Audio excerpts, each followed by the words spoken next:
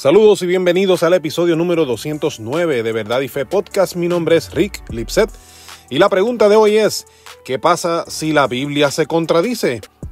Hace unos meses, Keropi Sánchez entrevistó a John Michael en su podcast. John Michael es un ilusionista y conferenciante que afirma un cristianismo progresivo luego de haber pasado por un proceso de deconstrucción de su fe. Voy a dejar el enlace al episodio del podcast de Keropi en la descripción. La semana pasada, en el episodio 208, contesté una de las objeciones de John Michael. Él también piensa que Dios nunca se involucra en nuestros asuntos. Voy a dejar el enlace a ese episodio también en la descripción. Pero entre tantas cosas que dijo, hubo otra cosa que es necesaria que examinemos aquí hoy. Escuchemos. ¿Cuándo es un problema? Cuando te dicen la Biblia no tiene contradicciones. Y ahí tú empiezas a tratar de cuadrar todo, porque si no cuadra todo, eso es falso, tiene contradicciones. Sí. Pero cuando tú dices tiene contradicciones, ¿y qué pasa? ¿Por qué no puede tener contradicciones? ¿Por qué la Biblia no puede tener contradicciones? Si eso está escrita por mucha gente acercándose a Dios de diferentes formas, con diferentes culturas, ¿por qué no puede tener contradicciones? ¿Las tiene? ¿Y eso no es malo? ¿Eso no es malo? Primero que todo, ¿qué es una contradicción? Bueno, según el diccionario de la lengua española, contradicción es dos cosas: la afirmación de algo contrario a lo ya dicho o negación de lo que se da por cierto, y, en segundo lugar, la oposición entre dos cosas. Entonces significaría que para que la Biblia se contradiga, tiene que enseñar algo para luego negar eso mismo que afirmó. Como pasa con el libro sagrado de nuestros amigos los musulmanes. Para aquellos de ustedes que conocen un poco sobre el Islam, esto les recordará la doctrina de la abrogación, donde versos más recientes cancelan lo que se había escrito antes. Como si los cristianos pensáramos similarmente de nuestras Biblias. Para los musulmanes, los versos que se cancelan no son considerados como contradicciones por parte de su Dios Alá. Más bien parecen mejoras que se adaptaban mejor a las circunstancias o necesidades cambiantes de los primeros musulmanes. Pero no es así con la Biblia. ¿Qué pasa si la Biblia se contradice? No es cierto que si la Biblia se contradice no pasa nada. De hecho, pasa mucho. Me explico. Dios es el ser más maravilloso posible y esto significa que tiene que ser perfecto. El cristiano cree que ese Dios perfecto se reveló a la humanidad a través de la Biblia. Significa que la Biblia, como palabra de ese Dios perfecto, tiene que presentar un mensaje racional perfecto. Que tenga contradicciones minimiza la capacidad de Dios en revelarse adecuadamente y hasta presenta a un Dios que se equivoca en la inspiración que proveyó a sus escritores bíblicos. Si la Biblia se contradice, pierde credibilidad y autoridad para el creyente, por lo que no es algo sin importancia. Por eso es que los académicos teólogos han examinado de cerca y con cuidado las supuestas contradicciones que se han visto en la Biblia con el transcurso del tiempo. No para forzar una coherencia, sino como para genuinamente examinar la palabra de Dios y si en efecto el mensaje es verdadero o no. John Michael ofreció dos ejemplos de supuestas contradicciones bíblicas. Primero, habló de la diferencia entre el pensamiento de Pablo y el de Santiago. Y en segundo lugar, habló de la creencia de Pablo de que Cristo regresaría en su propio tiempo, o sea, durante la vida de Pablo. Pero, por supuesto, ambas objeciones tienen contestaciones razonables. Primero, la diferencia entre el pensamiento de Pablo y de Santiago. Es cierto que Pablo hace énfasis en la gracia, que es la manera en que el cristiano se salva por medio de la fe. Por ejemplo, si nosotros leemos Efesios capítulo 2, versículos 8 al 10, vamos a encontrar lo siguiente. Lo voy a leer en la PDT. Dice: ustedes fueron salvos gracias a la generosidad de Dios porque tuvieron fe. No se salvaron a sí mismos. Su salvación fue un regalo de Dios. La salvación no es algo que ustedes hayan conseguido, pues nadie puede decir que se salvó a sí mismo. Nosotros somos obra de Dios, creados en Jesucristo para realizar las buenas obras que Dios ya planeó de antemano para que nos ocupáramos de ellas. Luego, si vamos a Santiago, capítulo 2, versículos 17 al 19, vamos a ver lo siguiente. Lo voy a leer también en la PDT.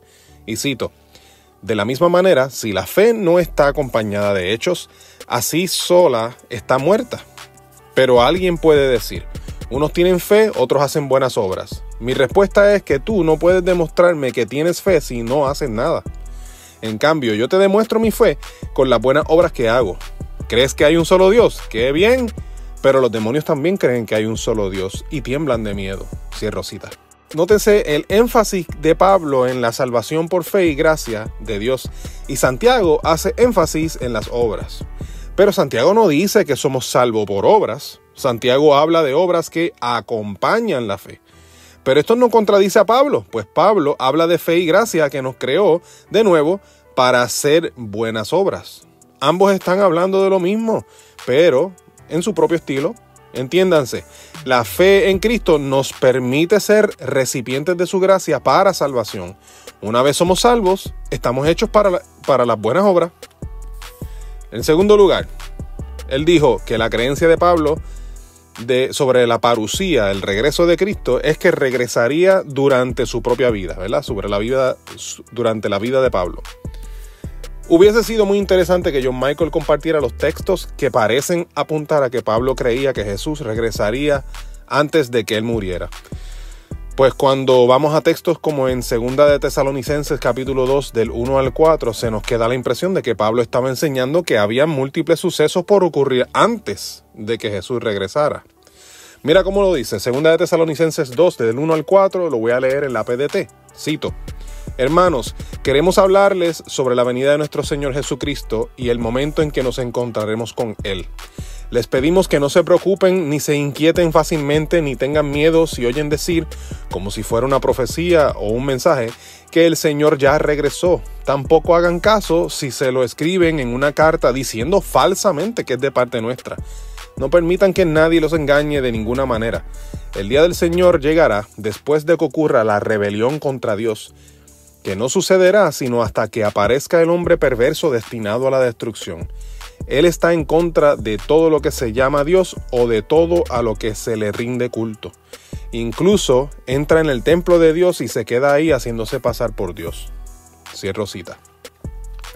Con relación a lo que Pablo entendía sobre el regreso de Cristo, el Dr. William Lane Craig comenta lo siguiente, y cito. Sabemos que Pablo anticipó que después de un periodo de cosecha espiritual entre los gentiles, durante el cual la masa de los gentiles vendría al reino de Dios, entonces el Israel étnico también experimentaría un retorno a Dios y sería salvo.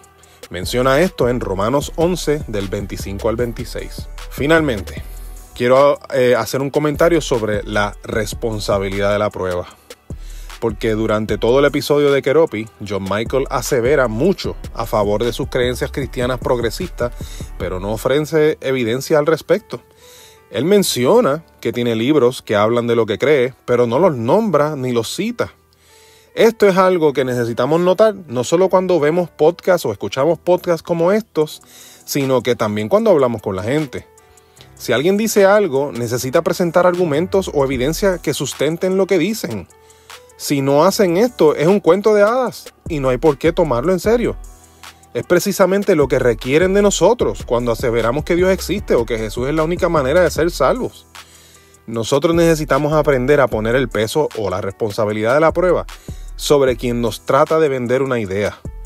No nos toca a nosotros brincar y saltar para probar nuestro punto si nosotros somos quienes escuchamos. En este episodio yo estoy contestando a los reclamos de John Michael sobre las supuestas contradicciones en la Biblia con el motivo de equipar a la iglesia de Jesucristo. Pero si hubiese sido una conversación privada con él, hubiese hecho preguntas hasta la saciedad para que me explicara de dónde saca lo que dice. Solo así se puede tener una conversación de profundidad y productiva, donde ambas partes puedan mostrarse vulnerables y entrar en una búsqueda genuina de la verdad. Por supuesto, eso no se hace en un podcast de manera pública, pero en lo cotidiano aprendamos a indagar con respeto y amor y procurar amistades genuinas con la gente, incluso aquellos que piensan diferente a nosotros. Yo quiero darle las gracias a nuestro amigo Keropi Sánchez por abrir el espacio de su podcast a esta conversación. Nosotros debemos darnos la oportunidad de buscar respuestas a los que nos presentaron para edificarnos y fortalecer nuestra fe. Así es que maduramos espiritualmente y por eso públicamente agradezco a Keropi. Voy a dejar un listado de episodios y artículos nuestros que son relevantes al episodio de hoy en la descripción. Espero que este episodio sea de gran bendición para ustedes. Mi nombre es Rick Lipset. Puedes encontrar nuestro ministerio de apologética en verdadyfe.com. Envíanos tus preguntas como la que contestamos hoy o escríbenos para invitarnos a tu iglesia, congreso o retiro a preguntas@verdadyfe.com. Estamos en las redes sociales, estamos en YouTube, donde te invitamos que des like, subscribe y a la campanita para que seas alertado tan pronto subamos contenido nuevo. Puedes encontrarnos en formato de podcast por Spotify, Apple Podcasts y muchas otras plataformas similares. Y en verdadyfeststore.com encuentras nuestra tienda de mercancía. Entra ahora mismo para que apoyen nuestro ministerio de apologética con tu compra.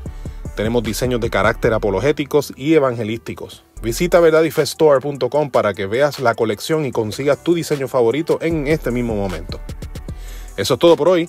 Dios les bendiga y será hasta la próxima ocasión. Saludos.